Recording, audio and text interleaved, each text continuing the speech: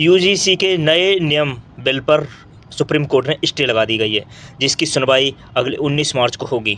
तब तक के लिए ये पुराने बिल पर ही लागू होगा। लेकिन भाई हम बात करेंगे ये राजनीति के गंदे खेल की।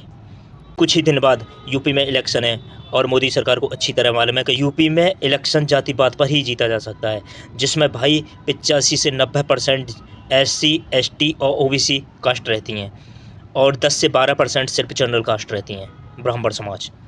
इस वजह से ये खेल खेल रहे हैं इन्होंने, नहीं तो ये नियम पहले कभी नहीं किए थे कि मणिकर्णिका घाट को तोड़ा गया है, शंकराचार्य जी को स्नान नहीं करने दिया गया है और मोदी जी ने हनुमान जी को पतंग बनाकर उड़ाया गया है, क्योंकि ब्राह्मण समाज नाराज़ हो और SC ST OBC ये थोड़े खुश हो जाएं। इसलिए इनको जातिवाद किया जा रहा है, हिंदू को हिंदू से लड़ाया जा रहा है। मोदी जी को मालूम है ये नियम अगर लागू हो गया तो भाई जनरल कैटेगरी के उपद्रव करेंगे, सड़कों पर उतरेंगे, और अगर नहीं हुआ तो 85% जो जनसंख्या है SC ST OBC के रोडों पर उतरेंगे, उपद्रव करेंगे। अब आपस में ये हिंदू को हिंदू से लड़ाया जा रहा है और इसी पर भाई पूरा वोट बैंक है, क्योंकि 85 से 90% यूपी में SC ST OBC जनसंख्या रहती है। जबकि इस नियम में थोड़ा सा करेक्शन करके इस UCG नियम को लागू किया जा सकता है।